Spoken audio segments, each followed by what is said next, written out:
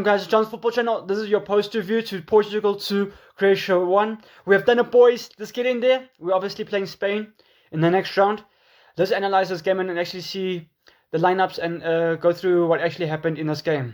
Starting off with the lineups. Obviously, Croatia, they went with Slavic in goal, Perisic as the left back. That was a surprise. And then Provic and Stupol as the two centre backs, and then Stacic as the right back. Then in the midfield, they went with Kovacic, Modric, and then on the right wing, they went with Vlasic, and then in the midfield, they went with Stucic, and then Bettina as the left wing, and then Woodmere up front for Croatia. Then for our boys, for Portugal, we were in Costa in goal, we were in Cancelo as the right back, Diaz and Renato Vega as the centre backs, Nuno Mendes as the left, and then Neves and Vitinha as the midfield. And ahead of them, we went Neto, Bruno Fernandes, Rafael Leao, and Ronaldo up front. So obviously, when we're starting this game, the way it unfolded, obviously, we're very, very dominating. We showed the quality, we showed the intensity, we showed the quality we had on the ball. I think we obviously dominated the game based on the youngsters that we had, the players that were able to move into different pockets of the game and half spaces, the likes of Vitinha, the likes of Bruno Fernandes, the likes of Vitinha as well. And I think that's what actually gave us a good momentum going into the first half. I mean, if you look at the first half, we had 9 shots on target, 1 shot on target, 68 ball possession, big chances created. We created 2. And then Croatia basically did nothing in the first half. They only had 3 shots on target the whole first half. So we definitely dominated that first half. And I think it was a very, very good thing to see. It was just unfortunate that we didn't get the goal sooner, and we didn't get the goal in order to have something that's concrete and something that on paper that actually represents the output that we're showing in terms of stats on the ball. And I think it was just unfortunate that we didn't do that. And I think it would have been a good, very, very good thing if we done so. It would have helped us go into the second half a lot more. I think we were confident, but I think we would have been more able to. It was also maybe a bad thing in a way, because if you scored the first goal, you probably could become more relaxed and too easy to play sloppy passes and everything. I think maybe going in with a 0-0 gave both teams an opportunity to say no. Let's go into it. Let's actually keep fighting. Let's keep the pressure on. Let's go with that mentality that we need to win. Let's go in the mentality that anything can happen. And I think we probably did so, but it was just unfortunate. Probably Croatia went with a lot more momentum. I mean, as soon as they came into the second half, they completely dominated us. And I think it just shows you. You could say that it was the 12th man with the fans. You could say that Croatia did have them.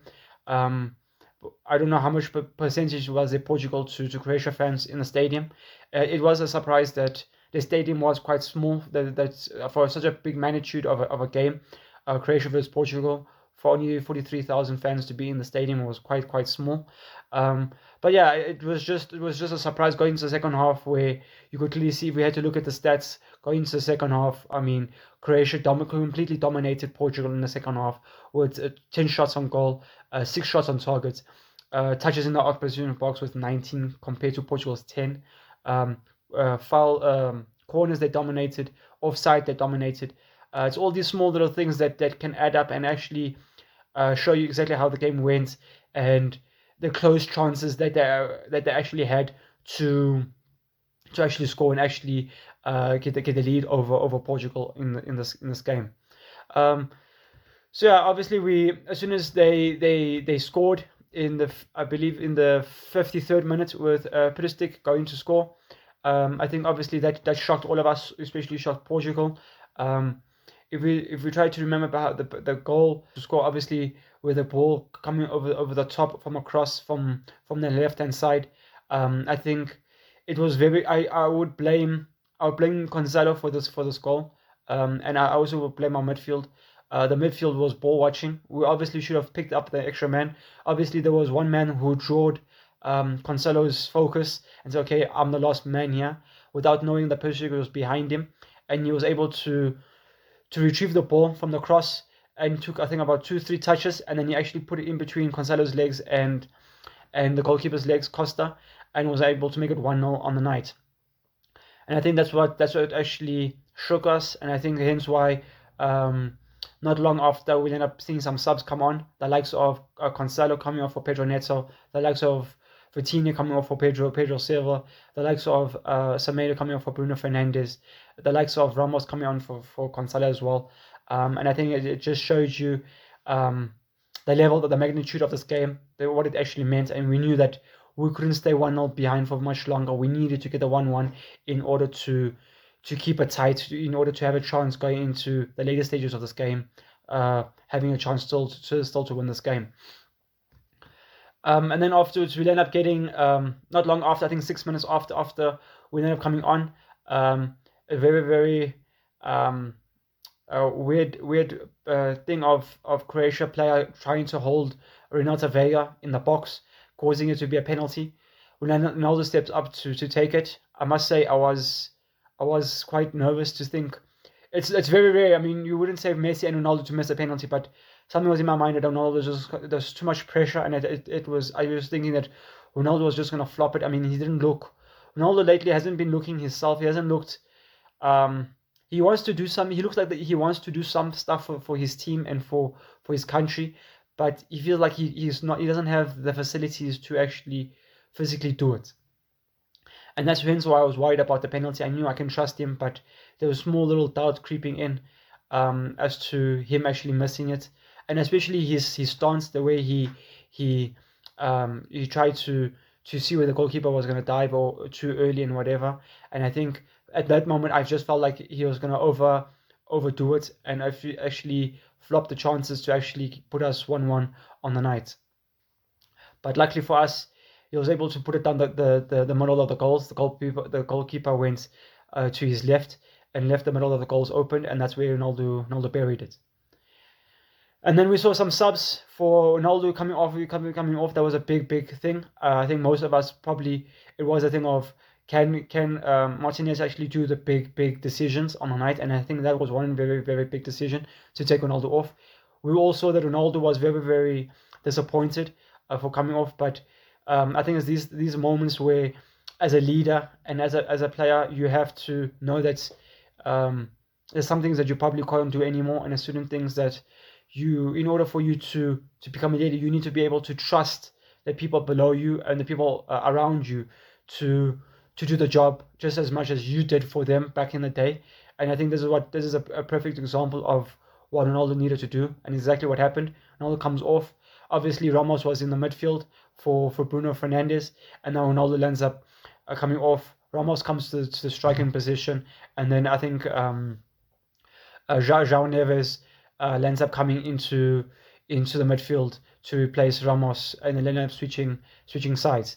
And I think that was a very good result, a very good decision. As we were hitting into the 94th minute, we end up seeing Rafael Leao crossing a ball into the box, and it was a very good leap from Ramos, who was able to get into the box and actually put it to the right hand side of the goalkeeper and making it 2-1 on the night, making a very shock and very big goal for Portugal. And then if we had to see what happened afterwards, obviously we know that there was a lot of decisions being made. There was a lot of extra time being continued. I was very heartbroken when we all were. For Portugal supporters, we all were when the goal was scored at the 113th minute of the game. I think we were surprised that it actually went in, and I think we all thought that was onside because of Renata Vega's head touching the ball. Let me down below what you guys' thoughts on that goal. Do you guys see it as a goal? Do you see it was the goalkeeper, that the referee was being biased, or do you actually think that was actually fair play from the referees to make that call in terms of making it an offside for Croatia? I personally think I can understand where the people are coming from, that Renata Vega tries to header it, but I think if you're trying to header a ball like that, I think Renata Vega is obviously going to stand up a lot higher and actually make sure that no one behind him is going to have any chance of actually getting the ball. And I think it's also a thing of that how much contact we know that Renata Vega's head did touch it, but is it more of his hair than actually his head, or vice versa? I think that is obviously a thing that you can't actually analyze too much, and actually can't see how much pressure and all these statistics and all these technology. You can't actually put so much technology into it. I think unfortunately it is a tough decision, and it is a decision that needs to be made. And we can only hope, for Croatia's point of view, that it was the right decision and it was a fair play, that it was offside. I mean, if you, without basis of Renate Vega being in the conversation, it is a clear and obvious offside goal. But it is a thing of, was it intentional from Renate Vega to play the ball going into the winner's path, and actually playing it into Carvalho to make it 2-2 on the night. Let me know down below what you guys' thoughts on that one. And then obviously, if we had to look at some key players for both teams, the likes of Modric, the likes of Kovacic, very, very good games from both of them, actually dominating the midfield in the second half for Croatia. The likes of Stadic actually doing well on the right, and then Perisic doing well on the left as well. I was quite surprised, knowing how old he is, in order to keep fit and actually keep going at his age, especially in a position where there's a lot of running having to be done. I think very, very well done to him, and very fair play. He's able to keep himself that fit and in that condition in order to keep going at the highest level. And then if we look at for Portugal, Renate Vega, I think did a decent job. I'm quite surprised that we're still going with Renate Vega. I don't think he's probably the best centre back that we have. I think it is a question. Let me know down below. Do you guys agree? I just don't. I do see him as a decent centre back, but I don't think is he the best that we have to partner with Ruben Diaz in the defense. Let me know down below what you guys think on that one.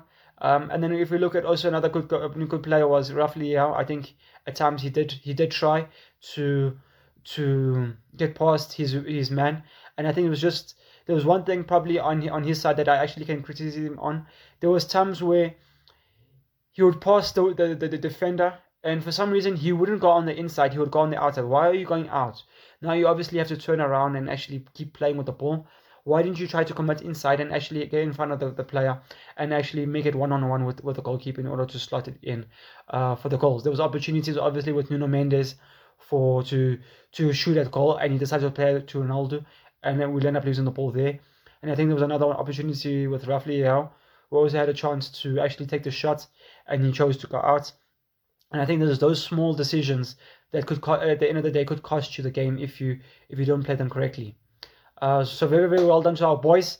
Very, very good game. Obviously, you see the momentum. Majority of the game we did have in our pockets. We did have most of the ball. I think obviously with the way Croatia probably played, and they wanted to play, obviously probably that's exactly the way they wanted. They wanted the Portugal to have more of the ball in order for them to actually counterattack the opposition. So yeah, guys, let me know down below what you guys think of this game. What were your thoughts? What was your predictions? What were your score lines? I'm actually surprised that my score prediction weren't actually correct, but it was just unfortunate. The goals didn't go exactly the way I actually wanted it to go. Obviously, Croatia scored one, and then we scored, and then we scored again. Luckily that we were able to do so. I was just hoping that we were able to get into the front, start leading, then we concede, and then we score again. But anyway, a win is a win. We play Spain on the 6th of July. Stay tuned for that game. And yeah, we can only keep watching and seeing who's playing who into the next rounds, and who goes into the next rounds of this World Cup. So yeah, guys, stay tuned for the next game, and peace.